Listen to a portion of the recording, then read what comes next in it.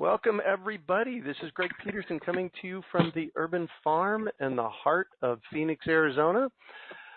Tonight, we are talking about Introduction to Permaculture, and we had a phenomenal response. So thank you for that. And most of you are local here in the Phoenix metropolitan area. So what we're going to share with you tonight is really the tip of the iceberg about what permaculture is. And I've spent the last 30 years studying permaculture, and I feel like I'm more than an amateur, but definitely not an expert. And this webinar tonight, if you really dig in, it can make a huge impact on your future and how you see the world. So grab a pencil, take some notes, and begin planning your permaculture adventure. For those of you that are interested, toward the end of today's webinar, we're going to be sharing with you more details about our day-long permaculture workshops. We have 2 of them coming up, one in February and one in March, that are in person, so you'd actually come to our space for that. And then we'll talk about our annual permaculture design course. These are extended workshops that are offered to those of you that are interested in really diving in and learning more about what permaculture is, and maybe even making it a lifelong learning for you.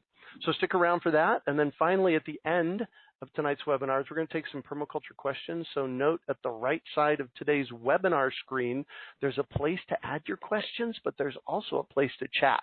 And you can find Janice over in the chat room talking with you about that. And I really want to thank Dawn for being willing to show up and co-create this journey of ours. Don, you're out there? I am. I'm here, ready and waiting to go. Welcome, welcome. Thank you for being here, Don. And I also want to do a shout out to Janice. Are you out there, Janice? I know she's there. There you are. Hello there. Janice, for many of you, you already know Janice. For those of you that don't know Janice, she really transformed my life and my business into our business. About 5 years ago, she came on as an intern through ASU, and then I hired her as my assistant, and now I lovingly call her my manager because she manages so much of what we do here. So thank you for that, Janice. Thank you. My pleasure. I've learned a lot on this journey. Awesome. Awesome, awesome. All right, we're going to go ahead, jump in, get started. We're tonight here with Don Titmus and myself, Greg Peterson, and this is presented through the Gro PHX.com Collaborative, and I'll talk more about that in a slide or so. But quickly, I want to share with you, this is me in the probably 7th or 8th grade back in 1974 when I wrote a paper on how we were overfishing the oceans. I knew back then that there was something really wrong with how we were living on the planet, and that I had something to do with it to make it different. So it took me from 1974 and that realization moment to 1991 when I did my first permaculture design course to discover what there really was for me to be doing, which is really cool. And I like to call permaculture the art and science of working with nature.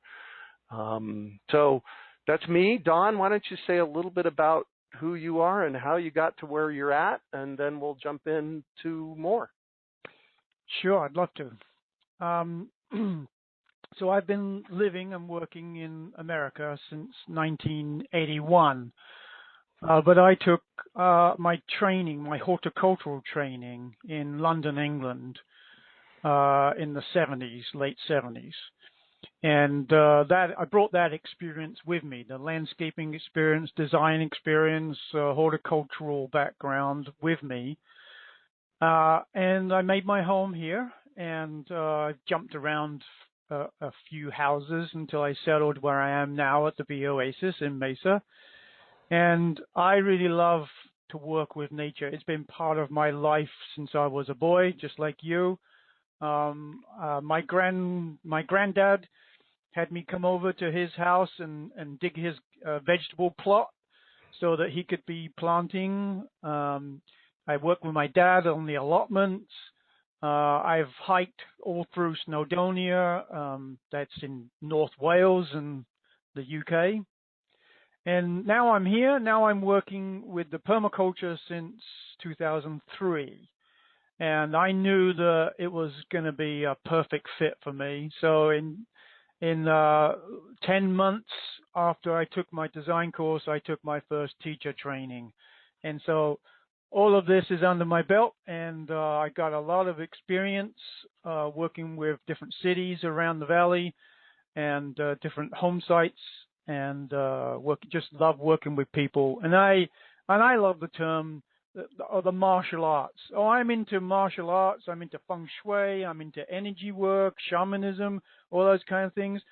So I see permaculture as a perfect fit for me, because everything about permaculture design is about working with the natural energies. So working with the environment, that's what I do. Nice. I'm great. Go ahead. I just thankful for being here and spending the next few minutes with you, everybody, and getting them interested and inspired. That's what I want to do here. Nice. So Don and I met back, I'm going to say 2004? Yes. Yeah, Don and I met in 2004 and immediately... No, actually it was the fall of 03. Oh, there you go. But we did our first event in 04. Oh, there you go.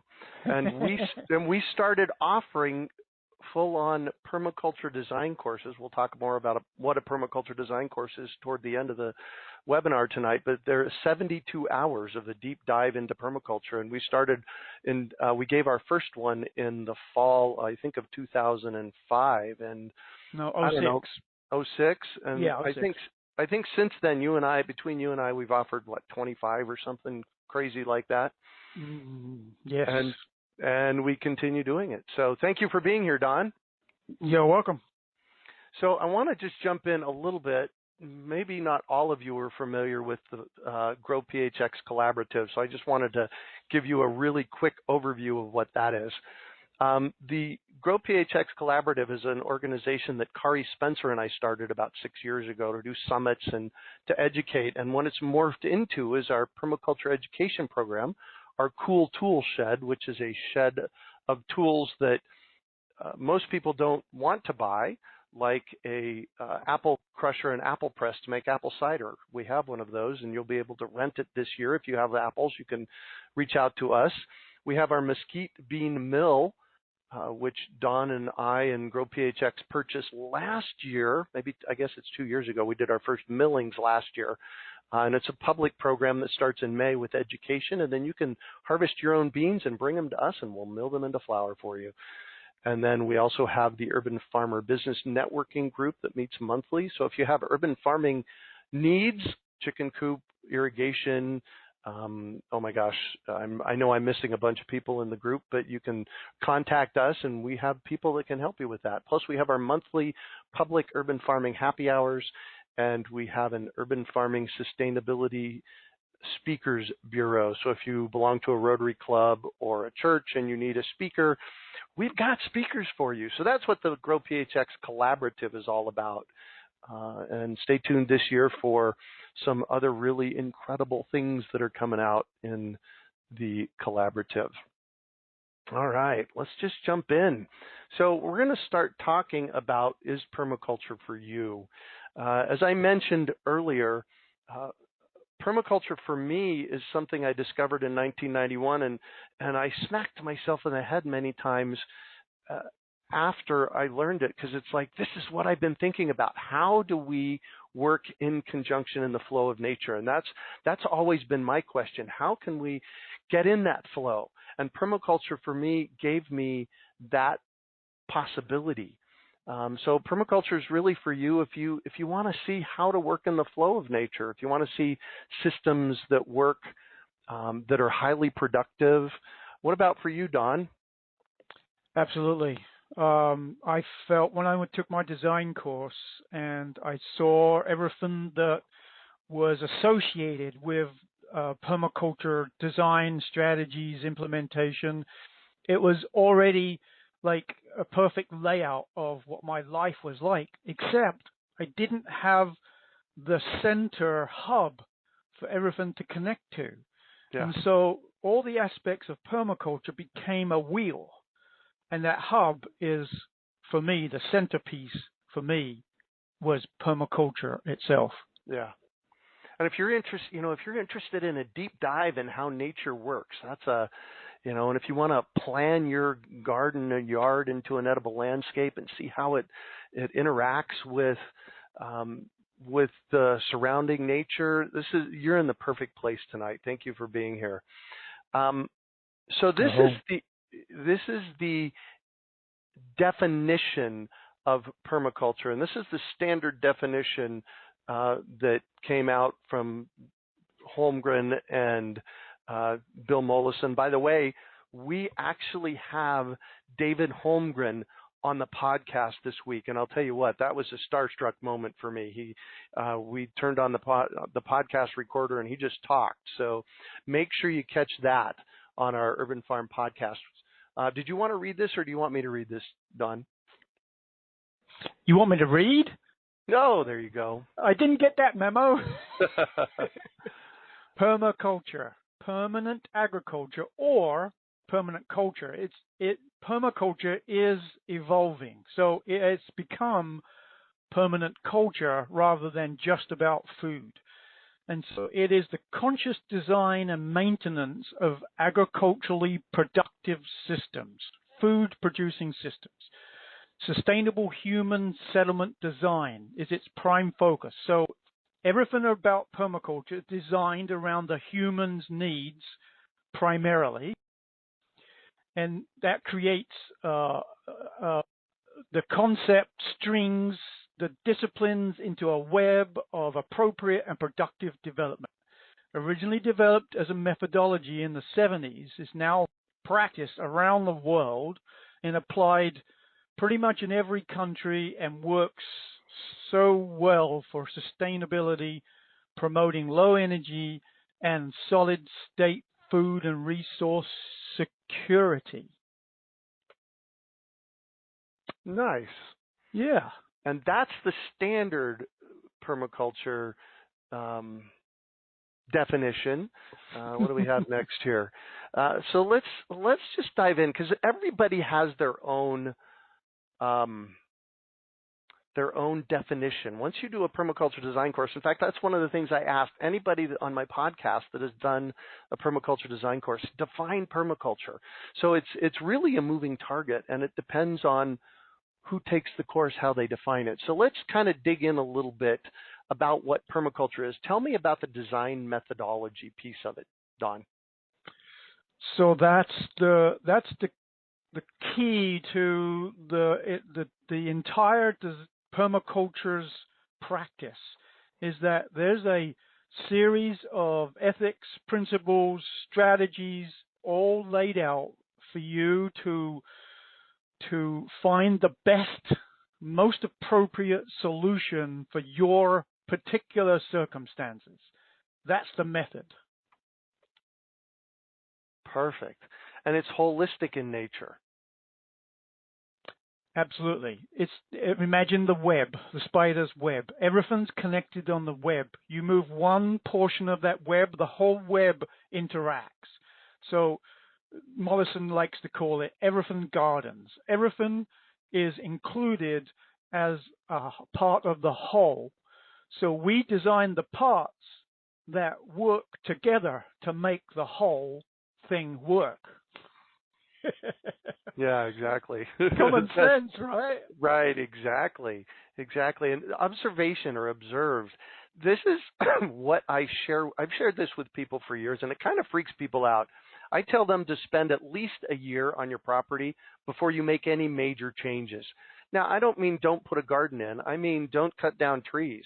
The house across the street got new owners about 15 years ago, and it faces west. And within a week, they had come in and they took chainsaws to the two mature 25-foot tall grapefruits in their front yard, not understanding that they were taking their western shade away. And it took them, a good 10 years to get that shade back.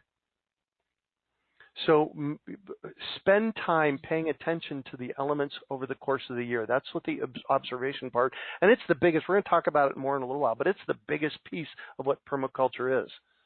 And we already talked about the many definitions of permaculture. What about open source? What do you mean by that, Don? What do you mean by open source? Okay, sure. Permaculture itself, the whole design process, the whole structure of permaculture is open source.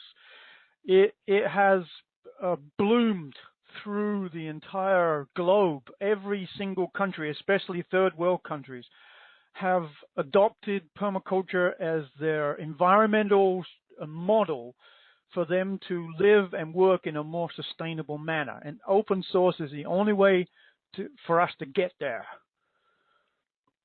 Nice.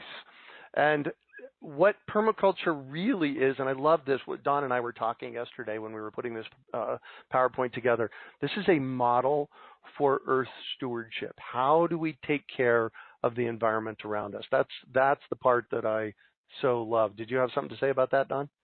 Oh, I am a diehard earth steward.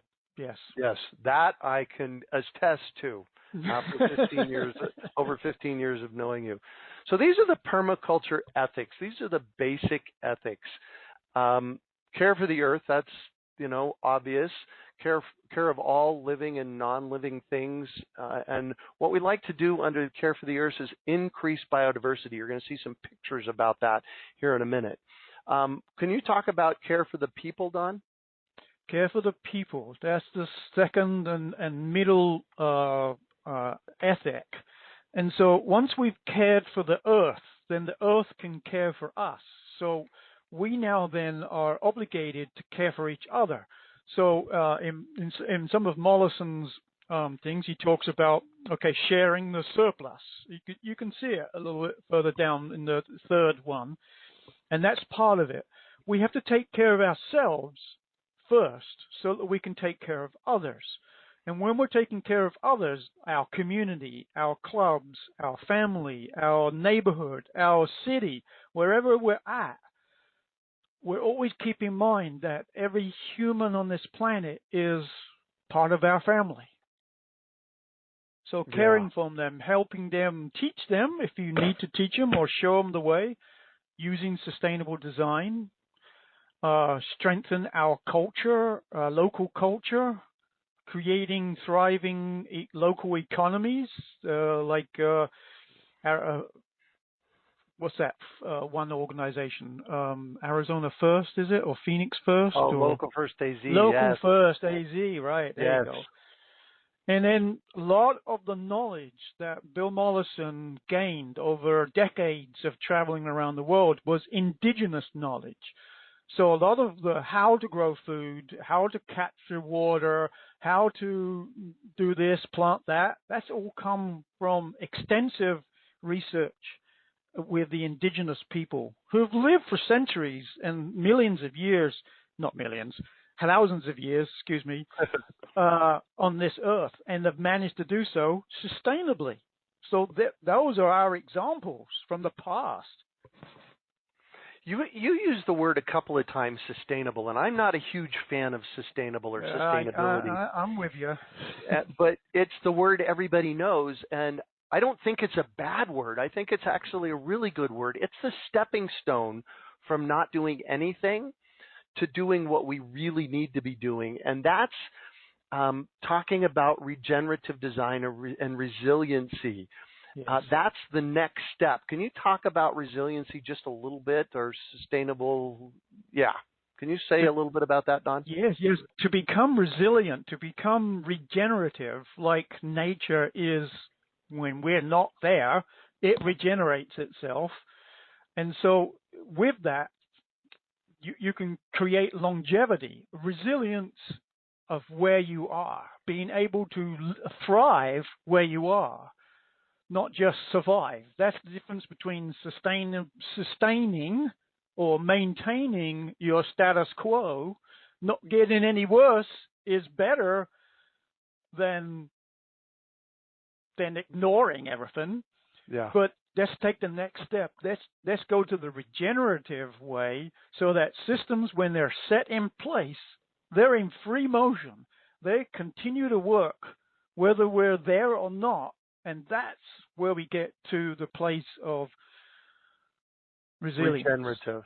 Yeah, regenerative Right. design. One of the things, so I've been living here at the Urban Farm for 30 years, and for those of you that join us for one of our day-longs, you'll be able to come here and spend the day at the Urban Farm with Don and I. A lot of things just come up year after year after year. I have parsley and nasturtiums and oregano and basil and tomatoes and lettuce, carrots and broccoli. These are all things that I planted over the course of the last 30 years, and they just come back year after year. So I've designed it like a forest, and that's when we say regenerative design, that's what we're talking about. How do we put systems in place that just manage themselves once they're in place? So that's a big piece of what permaculture is about. So we're going to present to you 8 principles, Don, this evening? Yeah.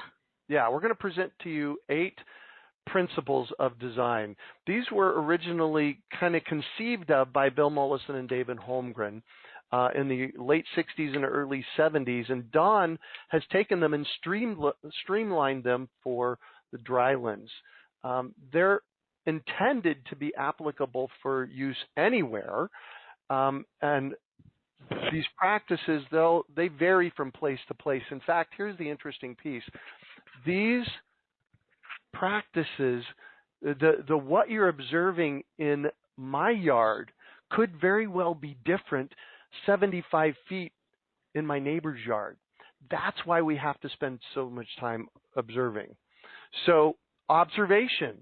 This is the most important principle because I love that Don, so these are Don's principles, and I used his words. So he says, because making mistakes on paper is less traumatic and costly than making them on site. Tell me about that, Don.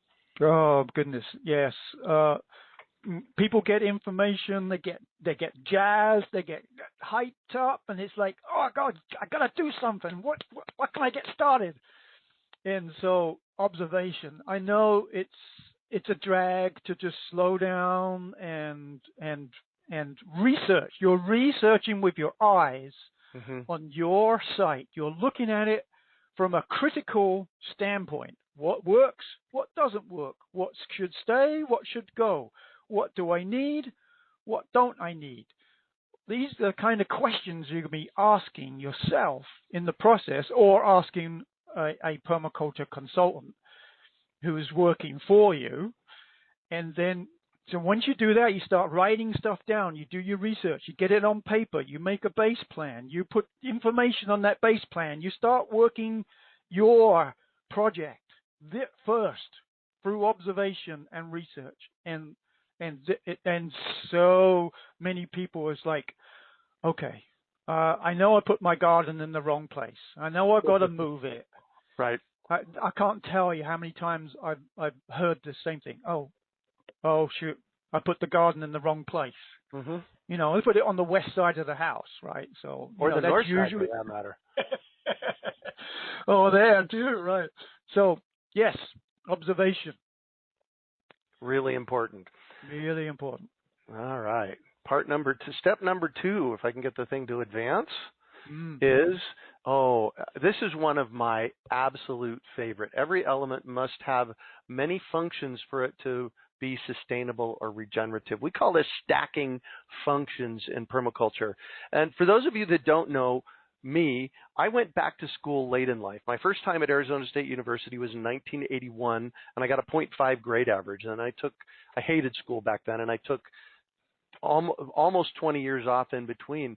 And when I landed back in ASU in 1999 to get my bachelor's, and then I got my master's degree, one of the classes that I took in environmental planning was transportation planning. And we talked, so I did my first permaculture design course in 1991.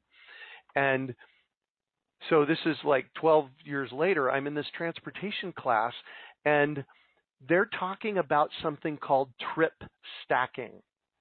That's when, when you want to go someplace, you don't go to the doctor and then come home and then go to the grocery store and come home and then go to the drugstore and come home. You kind of make a loop and do them all at once. This is what in permaculture we like to call stacking functions. We put things together in a pattern. That's also a big piece of permaculture, is looking for patterns. But tell me one of your favorite stacking function stories, Don. Ooh, one of my favorites. Well, one of the quirky ones. Let's go with quirky. One of the quirky ones. Yes. Go ahead. Okay. In my northeast corner of my home site, I have a stack of wood that's drying. It's from my other work and other places. I drive down alleys and pick up other people's wood and other people's leaves and things like this. Well, I found this wood and it needs to be seasoned, so I stuck it over there. But now I need to keep it dry. But I also needed a place to store my canoe. So I created a carrying rack for my canoe over my wood seasoning rack. Stacking functions. Well, there you go. One of my favorite ones, stacking functions, is what can chickens do for you in your yard? You're going to see a chicken slide here. Tell me about your chickens and what they do for you in your yard. Oh, it's a classic. I really work my chickens, man. They don't get a day off at all. Pun intended. So yes, my chickens are part of my crop rotation system. So I have a hybrid chicken tractor, meaning that I disassemble and then reassemble my chicken run with the chicken coop inside 4 times a year. After each move, that's the place or portion of my vegetable garden that I replant.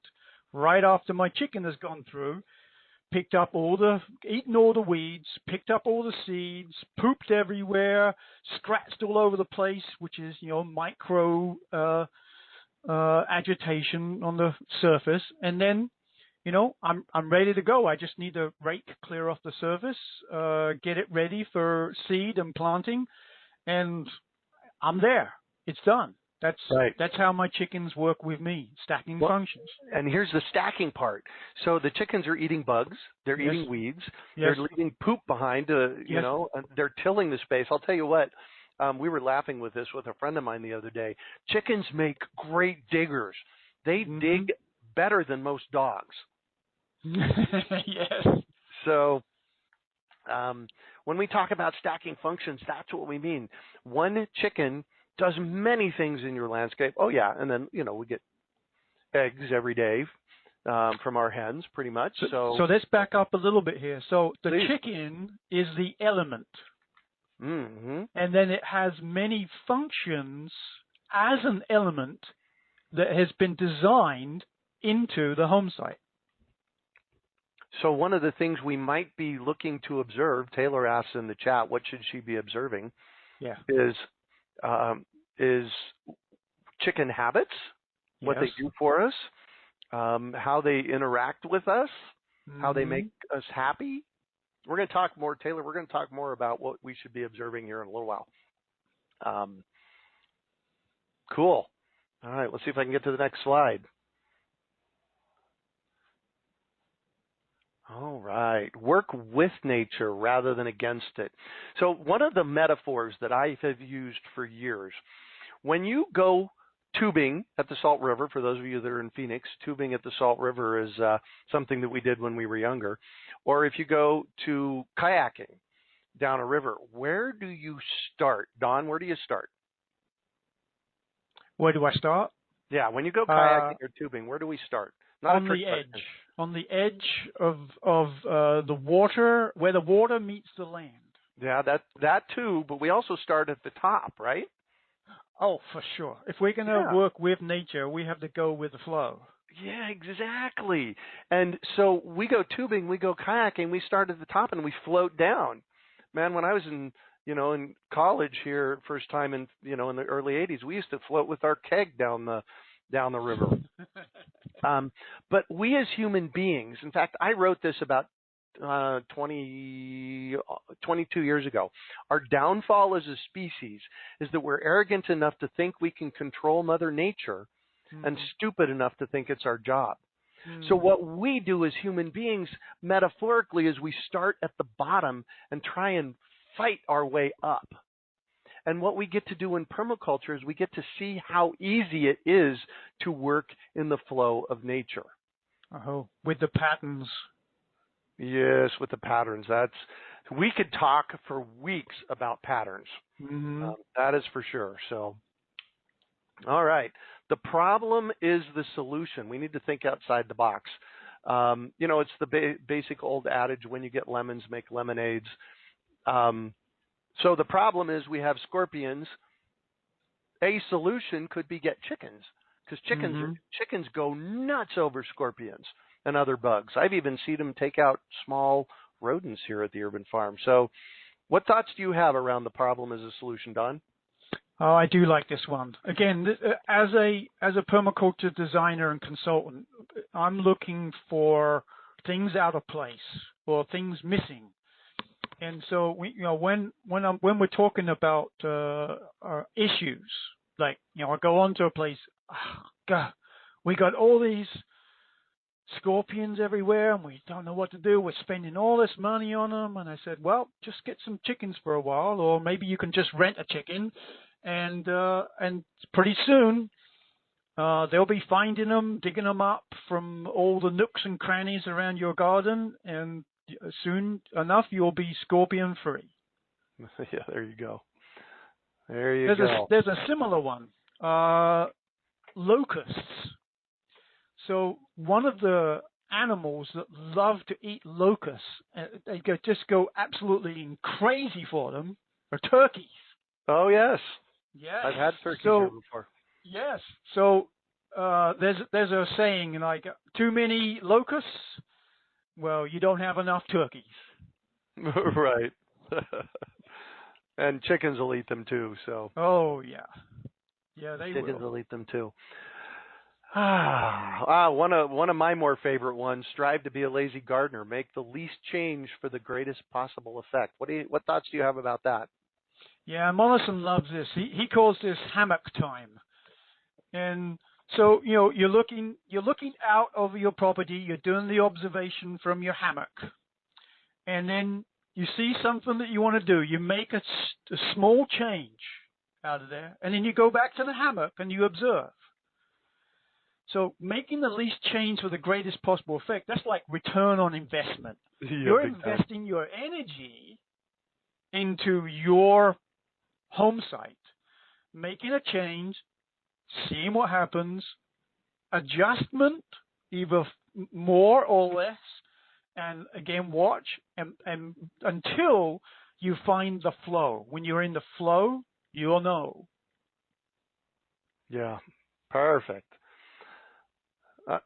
There's so many of these that are my favorite. I realized that on the last one, and on observation, I said, this is my favorite. This is one of my favorites too. And I have this conversation a lot with people in my sharing, and that is that there is the only place that this notion of lack lives is between our ears, because these are buckets on the right.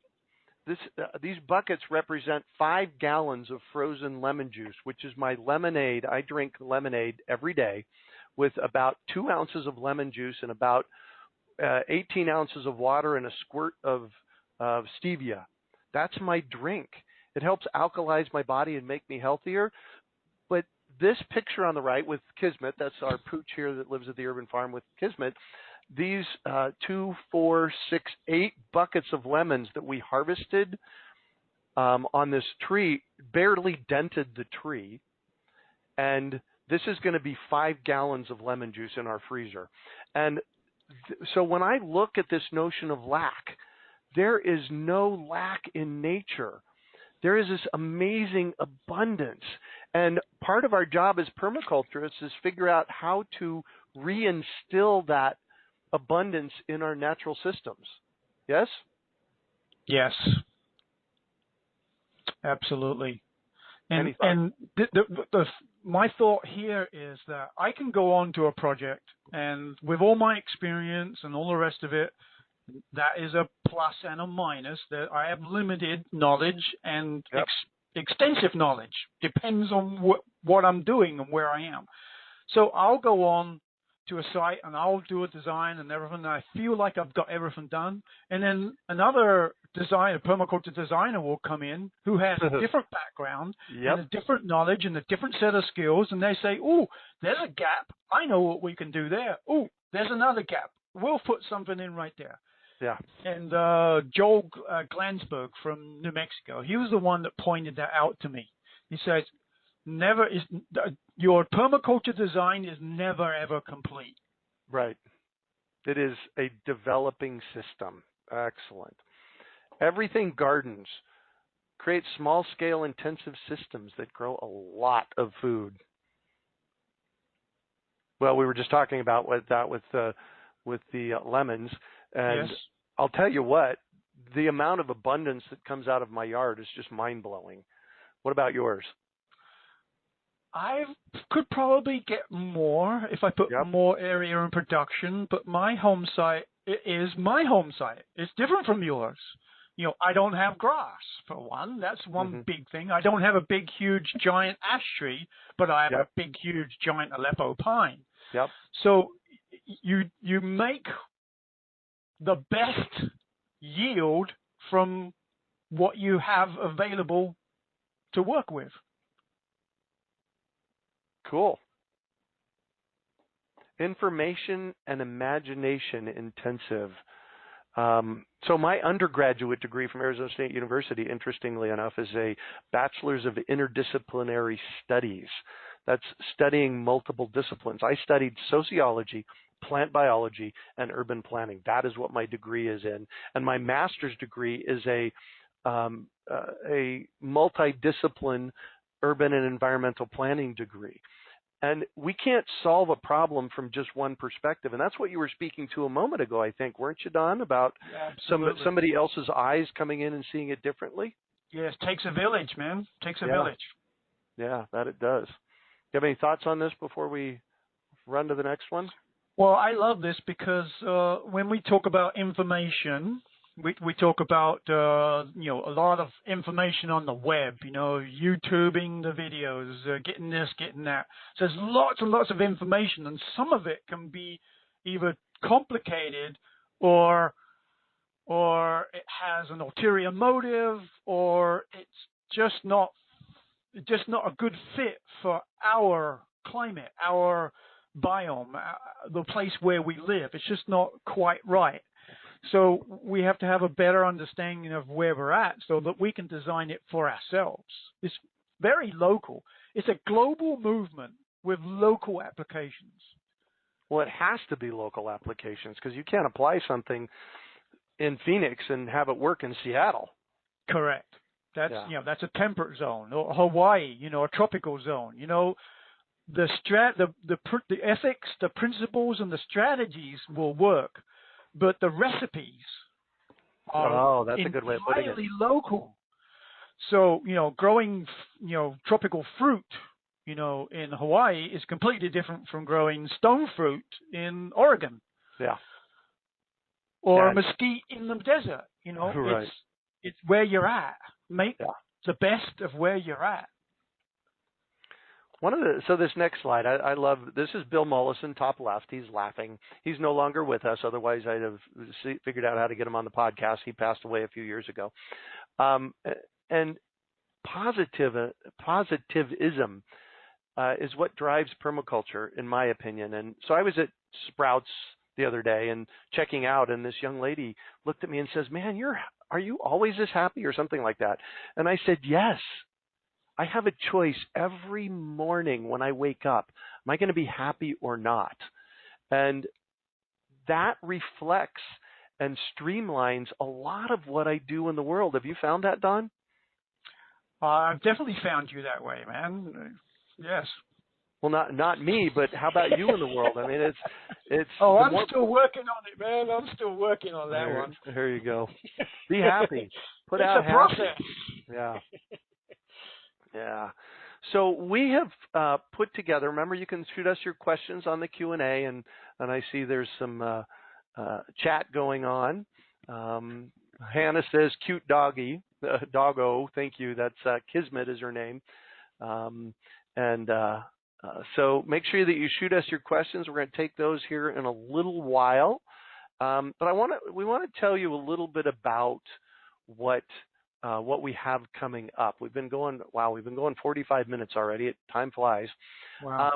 We have set up 2 day-long events. The Permaculture and Water Harvesting Day at Bee Oasis. Tell us a little bit about Bee Oasis and what we have in store for the day, Don.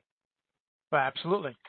So it's a convoluted story about how I got here. But anyway, I got here in '91, and I've been working it ever since on a horticultural basis. So I did horticultural design, xeriscape, low water use plants, etc., and I had some food and this and that in the back. But it wasn't until I took my design course in '03 that I really started to apply the knowledge that I had gained from the course and started to convert my home site from just a landscape to a foodscape.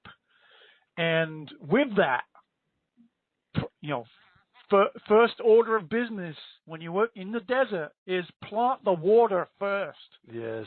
When you plant the water, then you can plant the plants. But until you have that water in the ground, you're going to be struggling.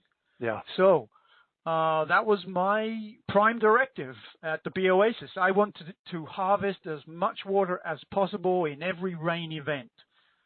So I built a site that could handle 1-inch rain events, which were very common. Yes, they are still. Yeah, but then I got a 1.5 inch. I got a 3-inch a couple of years ago. Oh, but see, I'm going through my process here by saying I did it for what I knew was happening, but then something extraordinary happened after that. Mm-hmm. And then after that again, and after that again. So now I've doubled my potential of harvest. I can harvest a 2-inch rain event, just like you said. I'm not up to 3 inches of rain in a rain event, but I am up to 2 inches. And I'm working it so that I have a water harvesting machine. Lots of areas will work, whether I'm home or I'm at the hot springs soaking, or I'm camping in the forest, or wherever I'm at. I know that my home site will continue to harvest water because I've set it up that way. Wow. So one of the things that I noticed, so we did in September of 2014, we've got a 3.5-inch event in a 2-hour period. Wow. And what came down on the urban farm, and I get this question often. People say, why bother harvesting water? We don't get that much rain. 3.5 inches on 13,000 square feet is 29,000 gallons of water that came down in that 2-hour period. And for free. For free. For free, exactly. That's like an Olympic-sized swimming pool. And one of the things that I noticed is that the yard just soaked it up. Yeah. I have so much soil and compost and mulch on this property that the yard just sponged it up. So you're going to see stuff like that at the Bee Oasis. Yes. You've got 8 low-tech passive and active water harvesting systems on the site. Yes.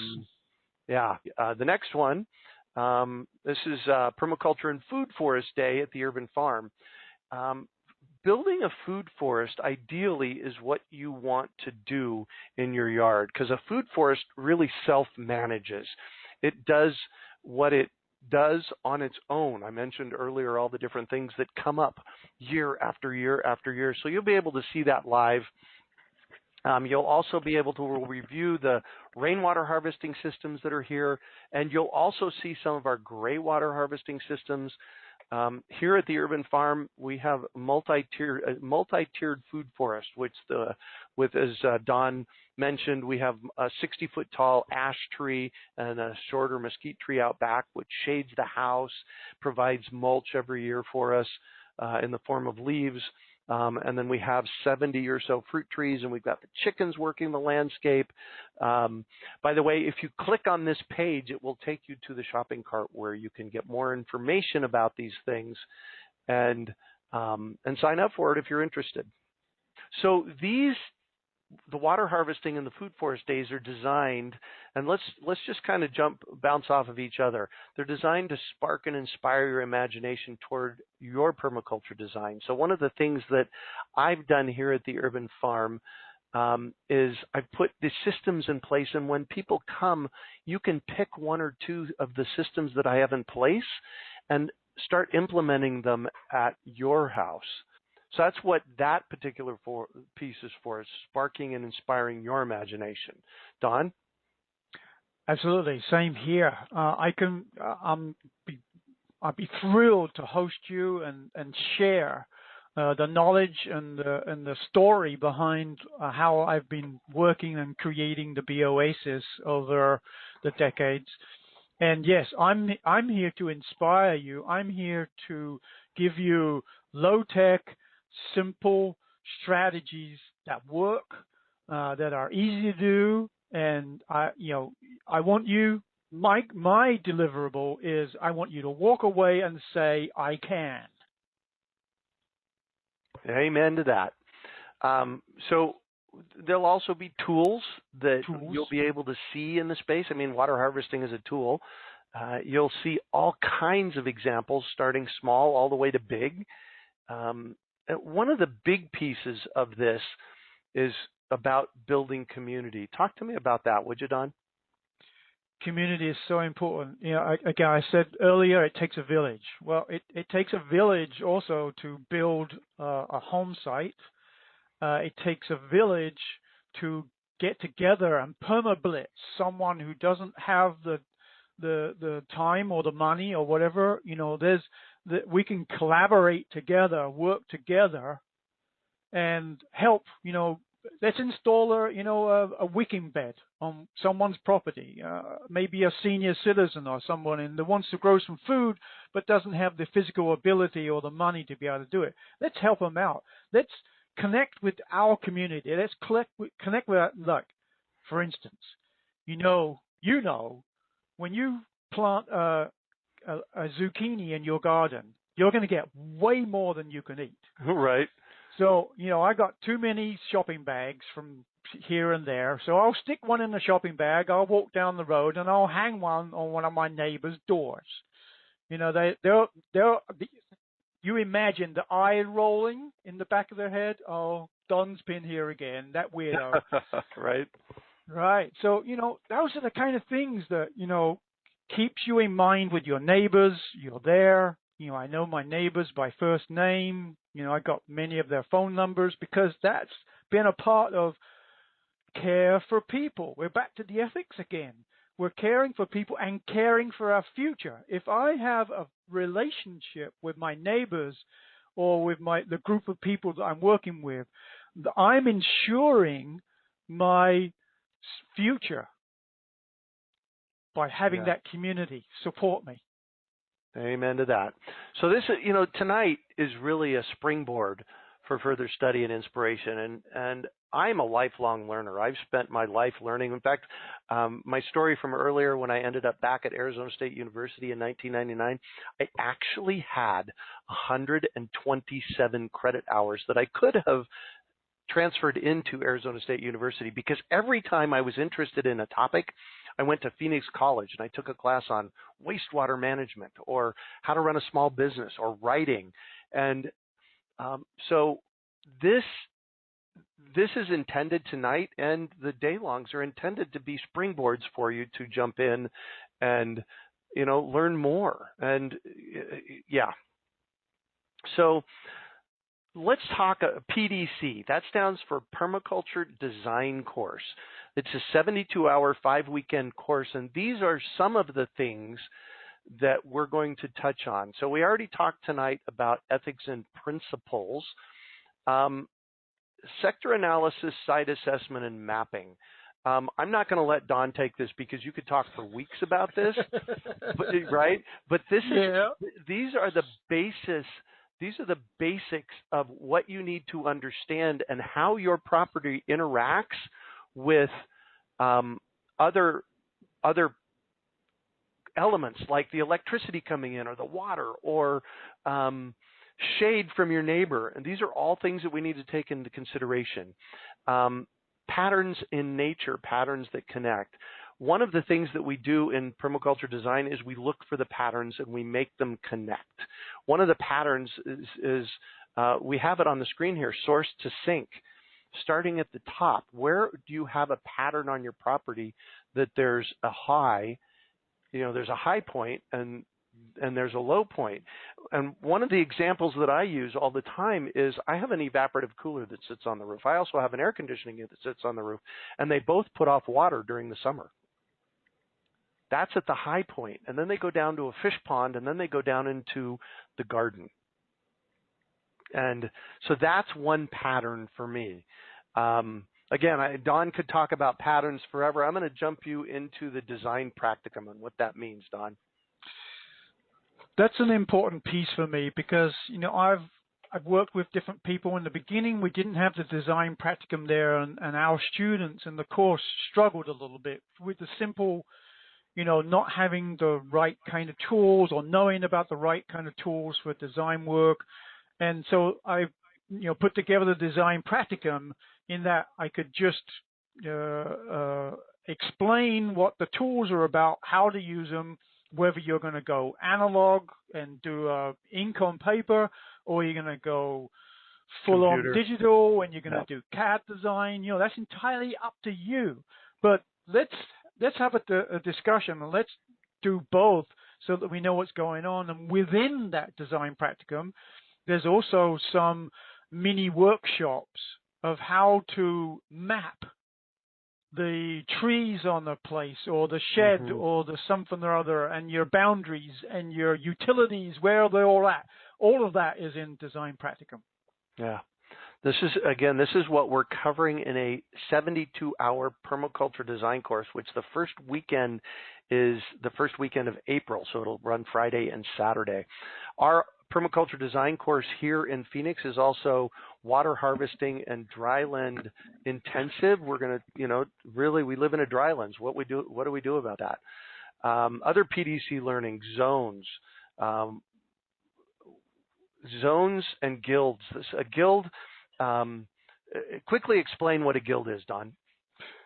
Well, we had a picture of the guild up a little bit earlier where we were looking at stacking functions. So there was a picture of an ironwood tree with all the associated desert plants at its base. So there are animals involved, there's plants involved, there's all kinds of living things that gather together in a biodiverse way. And in permaculture, we do use the term guild. So gilding, think of the butcher, the baker, the candlestick maker, the old guilds of old, the Mason guild. And so each are supporting the other. The elders teach the trainees, and they support them. So there's always a support system and an educational system within a guild makeup. And in this case, we had the tree, and we had all the things around it. Like, for instance, the classic one is the tree is the nurse plant. Yep. So that the saguaro can grow in its shade on the north side of the tree. So there we have it. Beautiful.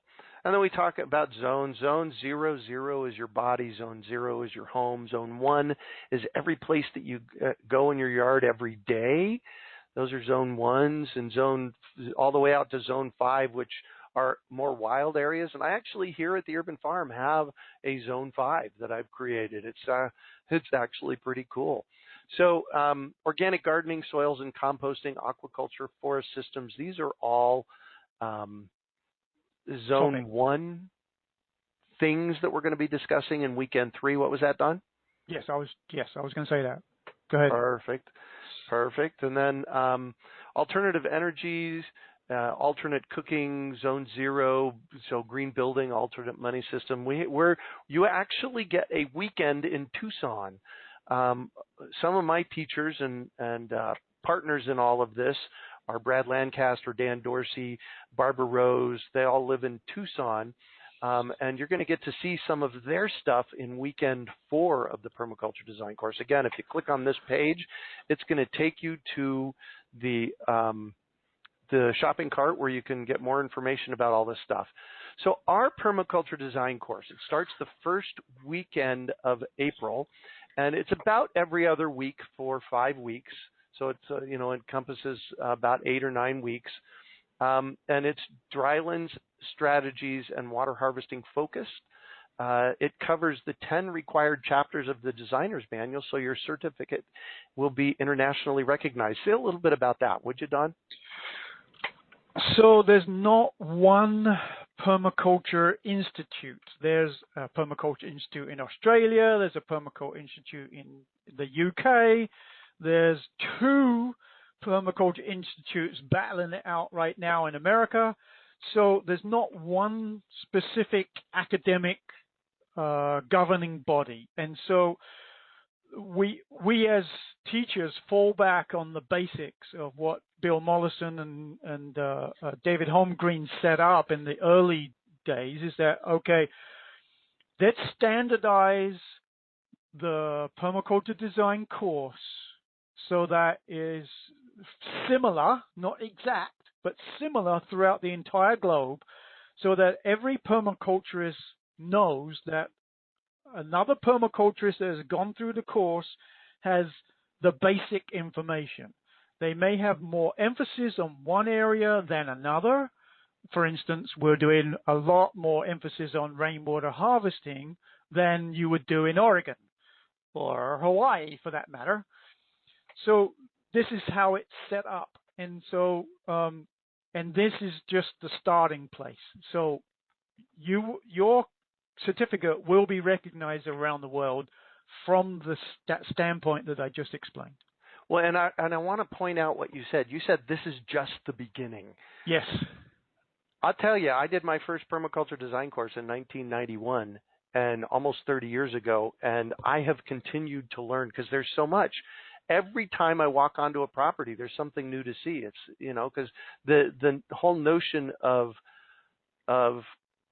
nature is boundless, endless. And so going through a 72-hour permaculture design course is just your beginning.